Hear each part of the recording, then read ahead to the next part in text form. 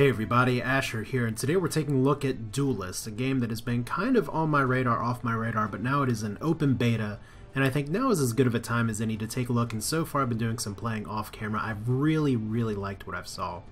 The kind of too long didn't watch version of this video is that this game is a great mixture of what makes Hearthstone good and what makes another game I used to play a lot, Scrolls, good. So if you remember me from my Way to Fail days, Scrolls, Hearthstone, both collectible card games. But this one kind of takes place on a board and has the right kind of complication to really sink your teeth into, but on the other hand, is pretty accessible as well. So I'm just going to go a little bit through kind of some of the menus, some of the options, and then we're going to kind of dive into the game because this is a collectible card game, but you're going to see some features that mesh up kind of immediately with what you may recognize from Hearthstone. You can hit the play button and there is sandbox mode, season rank ladder, or training grounds. The training grounds have all kinds of different challenges that you can do, and you can actually complete them for in-game currency. You can also, as unfortunately hitting the back button goes all the way back, there is also an arena style mode called the Gauntlet, but however it's only open twice a week, presumably to reduce queue times. I'm not exactly sure, have not had a chance to try that yet because it costs 150 gold to go in.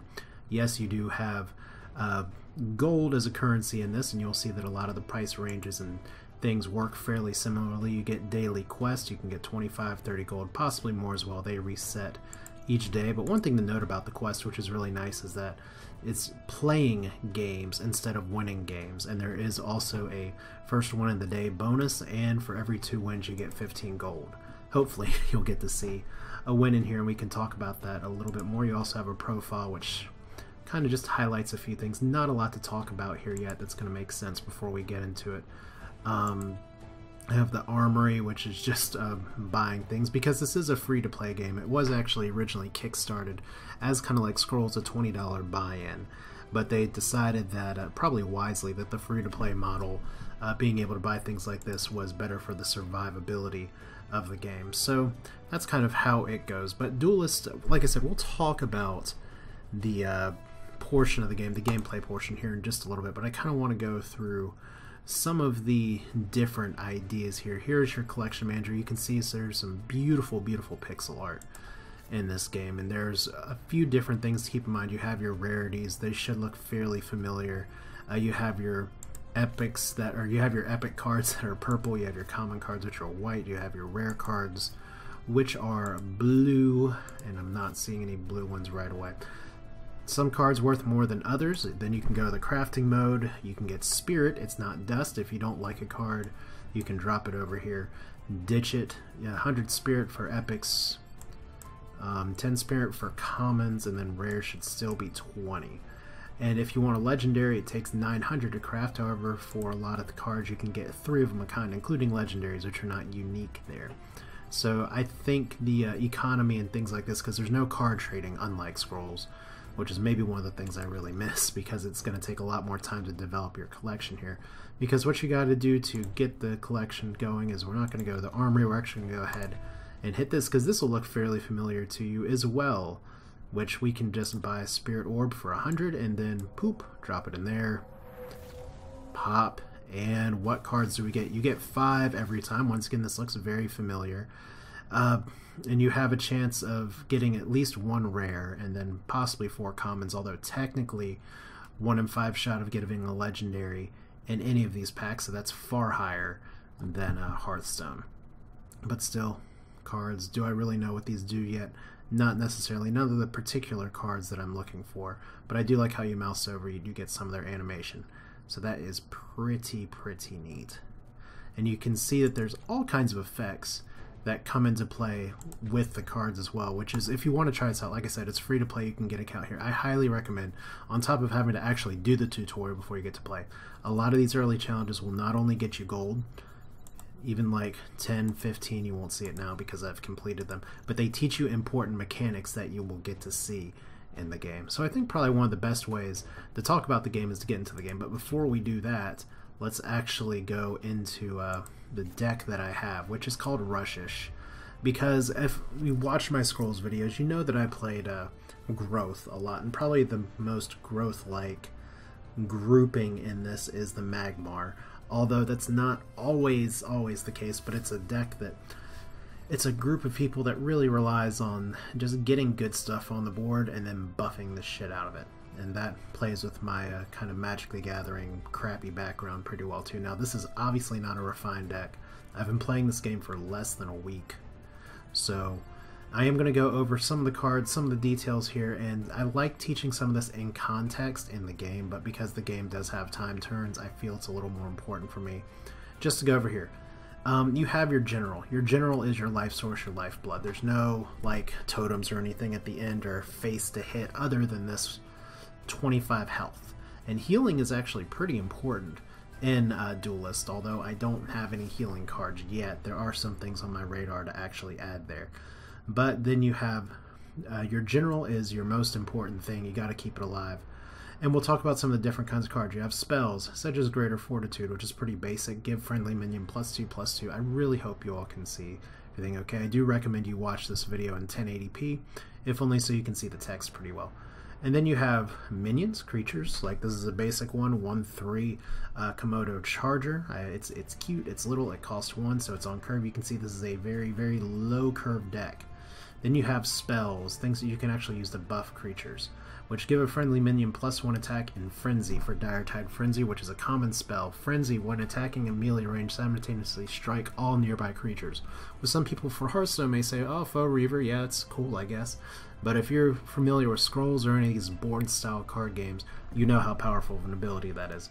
Mana Burn, apparently one of the strongest basic cards in the game. It not only deals 2 damage to a minion, but it dispels the space that's under it. Not just the minion, but there are some floor effects that you can get. Shadow Creep probably being the one that I'm most familiar with at this point. So Mana Burn, pretty useful. Piercing Mantis, it has Frenzy as well. Just a basic 2/2 for 2, which is not always great, so you kind of got to protect it. There's a lot of 2-attack creatures that I've seen so far, which is why I prioritize the Charger, because it's 1 mana, it can usually take a hit. Primus Fist is 2/3 and gives all nearby friendly minions +1 attack. You can set up some really good plays with that.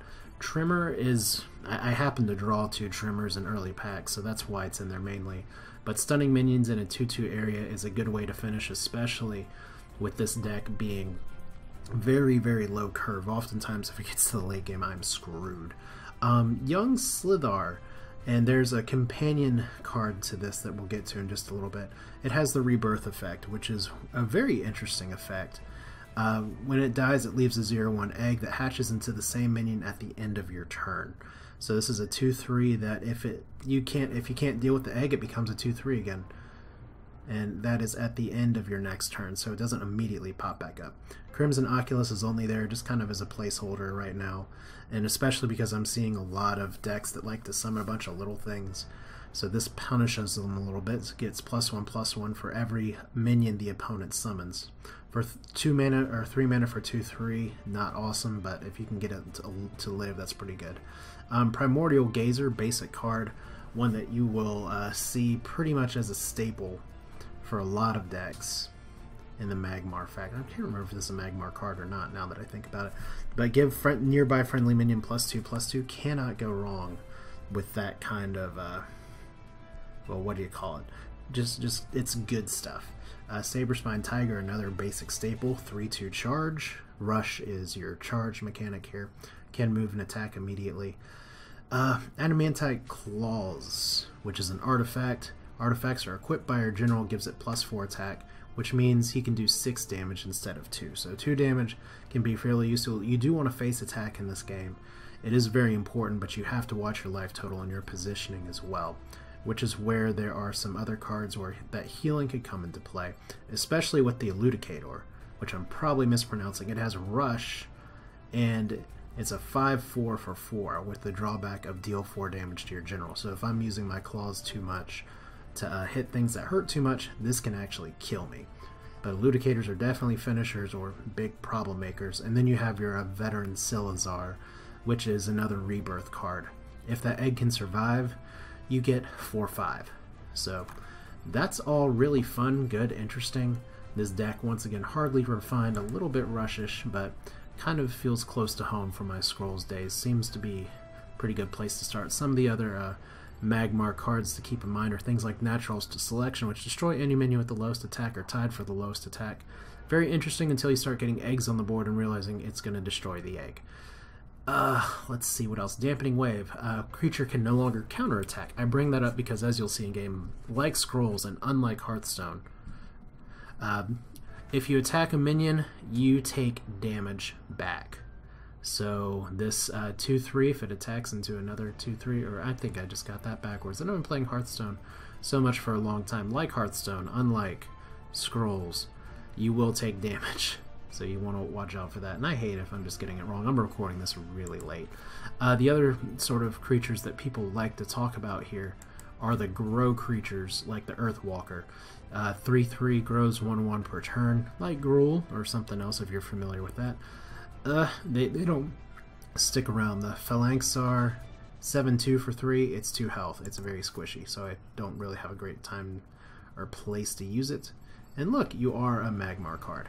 Yay! So you know what, without further ado, let's go ahead and hop into the Season Ranked ladder, which is the only play mode at this time. I wish there were a casual setting, and there are a lot of starter decks that you can do. I actually do have a quest for a Leonar. These are the different, essentially, classes or factions.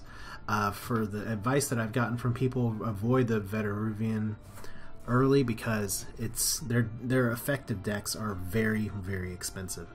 So you got to watch out for that. Magmar is pretty good to start with. Abyssian is pretty good to start with, but kind of levels off unless you really know what you're doing. This is kind of the Decay style, kill your own creatures for benefit faction. Lionar is another just drop stuff out, good stuff. Songhai, if you're very familiar with combos, is good. And Venar, I'm just not as familiar with, and not a lot of people talk about it. So I haven't read as much. But let's go ahead, let's dive into a game. Let's see what we can do. Okay, so there's a lot to talk about here as we get our opening banter. We'll rise to the challenge. There's a lot of interesting backstory, I'm sure, as well.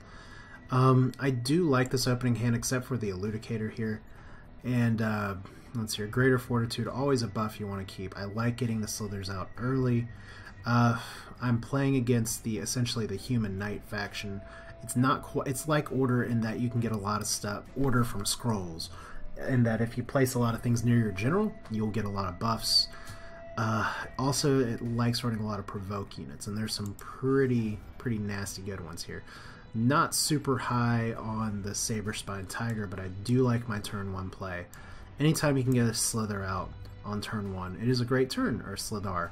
But another thing you can do that's very nice compared to other similarly situated games is that we can actually replace cards. You can do it once per turn, unless you get another buff or something that lets you do it otherwise. And now I have a pretty good turn 3 play if I can get the Slither to do something. Even then, when I hit end turn, you're going to get 2 cards as well. You have a hand size limit of 6 cards that you cannot go over, and it looks like he's going to get the first mana crystal. So there is immediately your first provoke minion. 3/5, you see that he has Zeal, so he gets a bonus whenever he's near a general. So we're going to try... You know what? I could actually just punch through this right now. I do have a pretty decent... play here. Question is, do I want to do the Piercing Mantis? Because he can position this pretty well. But I might be able to do one just a little better here. Yeah, let's go, because we're an aggro deck, we're not a face deck. So we'll see if we can try and make this work. Now I'm going to put the Gazer up here just to get the mana crystal. Drop this down. And then might as well put this on here. 6/7. So it's going to take him to do something to actually take this out. So pretty good opening turn here, and you saw my turn counter start. Dire-Tide Frenzy and a second Slithar is very nice. Now that guy that I just killed, and you can pull up the battle log anytime, he also had Provoke. Anytime you get near him, you must attack. So I'm very curious about what he's going to do. With this, Zeal gains +2 attack, and he's just going to go right after this guy. So this is going to be a pretty good turn for me here. If only because if he has, I was kind of hoping he'd have something else to summon. He has a hand of 5. Let's see. Probably of all these cards, I have 4 mana that I can play with. Let's get rid of the Piercing Mantis. You are not usually making the cut here. Alright, so that could be something good to curve out with, or I could ditch it next turn. But this looks like a pretty good Dire Tide turn. So I think that's what we're going to do. Position aggressively here. And we're just going to go ahead, buff our attack. One more, that is a 7/4 creature.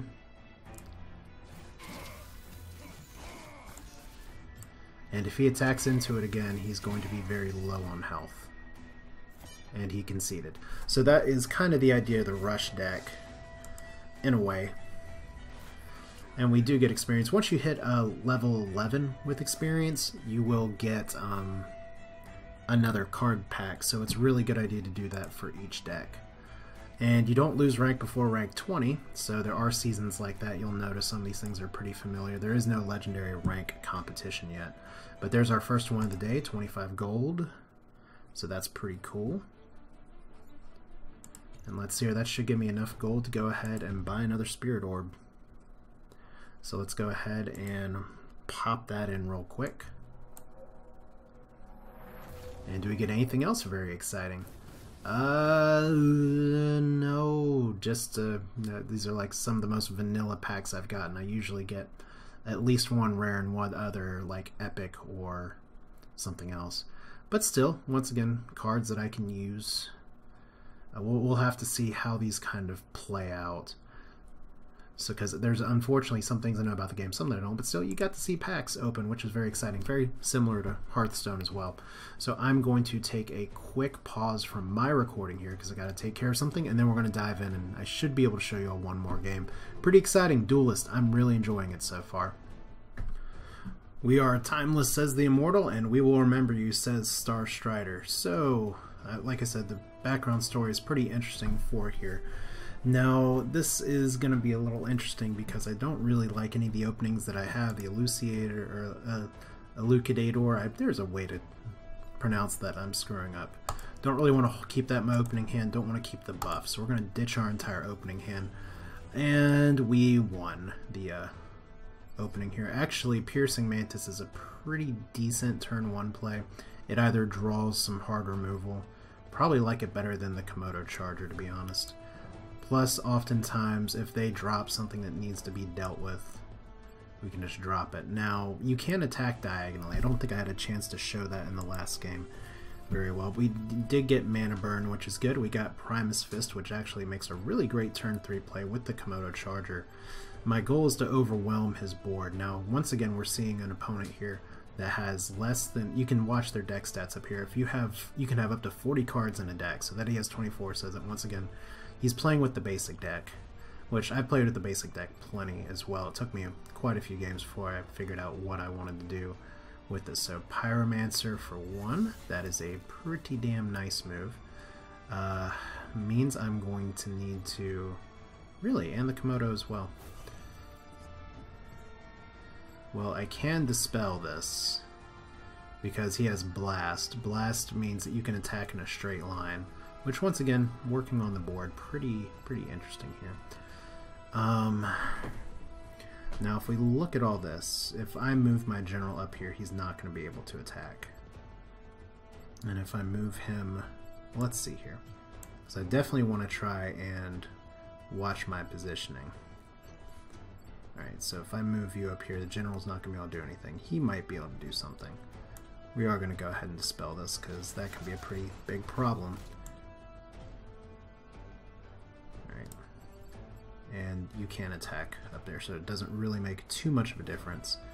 All I'm doing here is the mana crystals or mana springs. They're worth denying from your opponents, even if you can't always do something with them. Might as well get the 2 damage in on this guy as well, because there's ways that he can buff it and make it work. I should have probably dropped one of my units, just because the Slithar is going to be good next turn, but I may, now that I have 2, it makes it a little easier. So second Pyromancer in the back, and he gets to draw. Oh, he's actually not buffing. I guess he really wants to take this out. And that's good because these guys have pretty much like a taunt or provoke. because people do not like Frenzy. They don't. Now, does he have something else to summon? That is the $200 question, because right now this Pyromancer doesn't scare me on his own. I have the Saber Spine Tiger to deal with it. And second Kimono Charger, which I can actually kill if it comes right down to it. In fact, I have 5 mana. Let's see if we can do something pretty good here. That's okay. Okay. How do I want to do this? Because he can move down here and just blast regardless. 5 mana means I can drop this though. So I think we're just going to go for kind of a board control strat. That seems fairly reasonable. Let's see, I can move you down here. And once again, you can attack diagonally, so that's pretty nice. Now I could go for the, I think if I'm doing this, I'm going to have to go for the charge. But we will try this as well. Okay.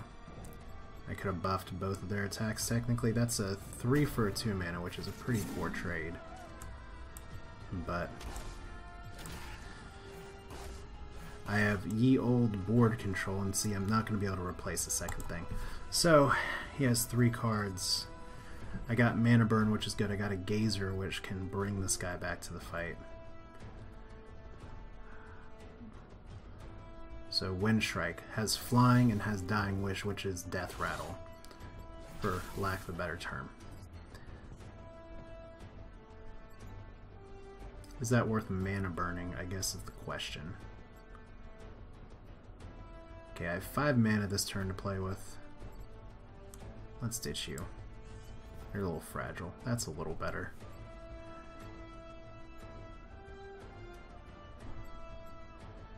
And I guess we're just gonna go... I think there are bigger threats than this, but I really don't want him to get the card.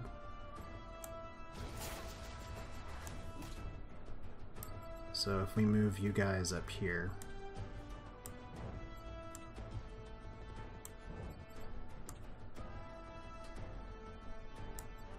Alright, he's not gonna be able to attack him right there. Buff our guy and call it a day.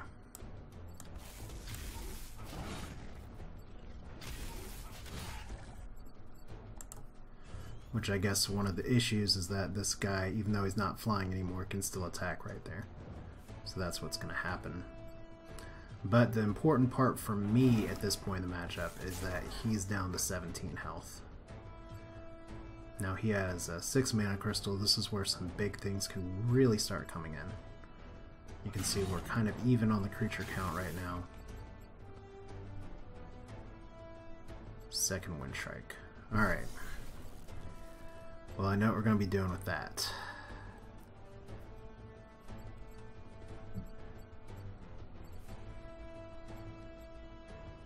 Maybe. Maybe not. It's got a little more mana to play with. Provoke. Ooh. Ooh, that's a little rough. Because what I was planning on doing before was charging this into there, but with the provoke minion, that plan is now off the table. Well, I guess we'll punch this first, because see, if I try and move it, I cannot move while provoked.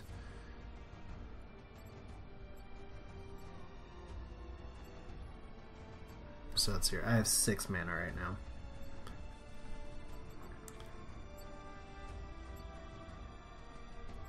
Yeah, let's get rid of the charge. That's better. That's much better.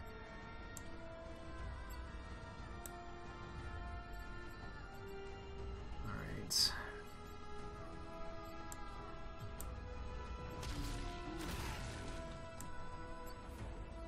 Now, I don't have any provoke minions in this deck.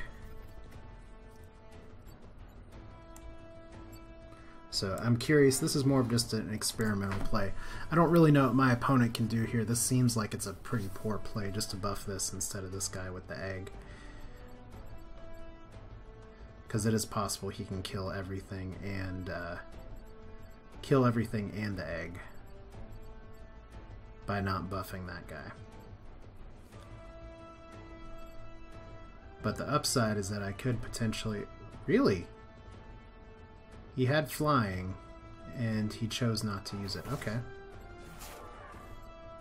So he not only killed his own guy, so my misplay begets his misplay, because he could have just flown straight over here, knocked this guy out with these two.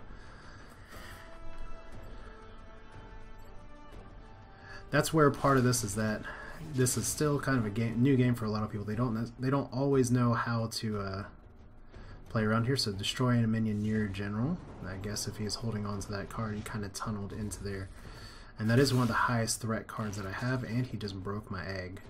Wham! And now his general gains 2 attacks. So artifacts. Artifacts have durability. Anytime you attack or counterattack, you do the durability dance. So I think this is going to be... If he wants to play this way, I'll just play this way. That's fine. I want to get as many charges off that artifact as possible. Now I don't have a lot of healing. Trimmer's good. Young Slithar's not as good. He's going to run from my guys, which is fine. Is he going to provoke him again is what I want to know. No, just a golem. Alright. So I gotta end this game soon. And that's why I do keep Trimmer in here, because you can stun an area. Alright, what do I get? Now, you don't do a lot for me. You do. I think we have chat lethal, or just regular old lethal. So that's 2, 8, and then 5. Exact lethal. The best kind of lethal. So all we gotta do is move over here, move diagonal, and this is the point of the aggressive decks. Just to drop this on here. Now that's 4 damage to me. And I'm attacking like this because I want to take the charges off of his artifact first, even though it doesn't matter in this instance. It does matter in the long run. So see, the rebirth eggs, it's like their own taunt. You have to deal with it. But there's the victory. A little bit more of a game. I mean, I didn't play that perfectly by any stretch, but we get slightly more rank up. 30 gold for completing Ultimate Aggressor quest, which is do 40 damage in a game. 15 gold for 2 wins. And that is not capped at 100. You can get that as many times as you want during a day. And I got a gauntlet ticket. For your first 20 ranked games, you get a free invitation to the gauntlet, which maybe I can try that another time. I really need to get to know the cards a lot better in this game. And wow, achievement complete. Epic quest store. Enjoy your awesome hard-earned epic rarity card. You've earned it. So interesting. Chassis of Maxor. I think this is random for what kind of card I get, so I'm not sure. But still, that is Duelyst, at least a look at it. I'll be playing this game some more just to try and show you all, demonstrate to it. Like I said, there's a lot that I liked about Scrolls, but one of the things that really kept me from playing it was the matchmaking taking too long, but that was kind of a symptom of Mojang not taking care of the game. And more importantly, just the fact that games could drag on for 30 to 40 minutes. Otherwise, I liked being able to play on a board, and I like the collection and trading community aspects of it. Hearthstone, I like the accessibility. I like the fact that I can dive in, play a few games, knock them out, go on, do something else. Collection aspects also interesting, and you play enough and you don't even have to spend money on it really to get in there. Both of the games have their strengths. And I think Duelyst is a really good marriage of both of those. At this point, it takes a lot of things that are familiar with Hearthstone, it takes a lot of things that are really strong about Scrolls, and it stands really well on its own, at least so far. So it is something that, once again, it's an open beta. You can check it out. You can sign up right now. Hell, you can even play it in your browser on Chrome, which is pretty awesome. But that's it for now. This is Asher. Once again, if you remember me from Scrolls, I was way to fail back then. Name change. It's fun. Hope you enjoyed it. Feel free to leave your thoughts in the comments. Definitely break down my play because I know I did some bad crap there. But hey, it's fun. It's new. It's exciting. If you want to see me play some other decks, by all means. If you want to see me show you all how to do some of the training ground challenges, cool. I've gone through most, but not all of them. But hey, otherwise, thanks for watching, thanks for sticking around, and I look forward to seeing you again. Take care.